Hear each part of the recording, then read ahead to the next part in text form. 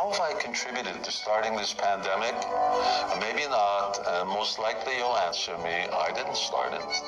But science says that you may have, and here's how. The fact is that this virus has come from beast to man. Because of rampant meat consumption, humans are in too close proximity to animals. And what viruses animals have, humans become susceptible to. COVID-19 is connected to bats, or pangolin. It has just started and has already killed over 75,000 globally. Who knows what the final toll will be? Ebola started in 2014. It's connected to bats and primates and has killed 11,000 today. H1N1, swine flu, 600,000. SARS, that also started in a wet market and it killed 1,000. And of course, AIDS, linked to hunting monkeys, 32 million today. All these viruses and others like bird flu, experts consider to be triggers that can easily fire off world pandemic. This is our new reality right now. That by eating animals, by hunting them, we come in contact with their viruses. 60% of known infectious diseases in humans are transmitted from animals. That means that it's not just meat eaters who get a virus, but anyone they contact. So, now with COVID-19, we are seeing how easily humans transmit those viruses at who knows what price to humanity. Now, you may not believe this pandemic is due to the wrath of God or the law of karma, but you cannot deny a fact of science that meat eating risks pandemics. The Chinese government has already suggested citizens cut back their meat consumption. My friend, like me, you are probably in lockdown. You and I have adjusted our lives to save our lives and the lives of others. Now I'm asking you to consider making another adjustment, a lifelong adjustment. Please stop eating meat. And no doubt, non-vegetarians will argue that they have a right to eat what they please. But I and the 500 million vegetarians and vegans of the world reply, not when your right to meat jeopardizes my right to life. 500 fires burning in the Amazon basin. This ecological disaster has hit all the front pages and caught the attention of world leaders. The main culprits? Cattle ranching and soy production. These are the two main forest risk commodities. And then, of course, there's climate change.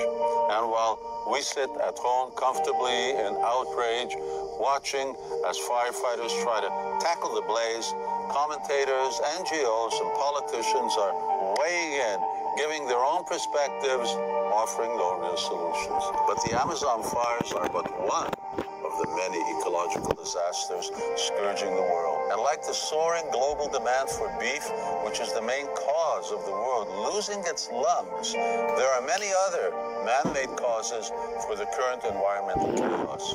And the essential reason for man uprooting the natural order was summarized by Krishna 5,000 years ago in the Bhagavad Gita, the handbook of yoga, which in Sanskrit says, Asatyam apatishtam te jugadahura nishparam aparaspara sambhutam kimanyat-kam hoitikam.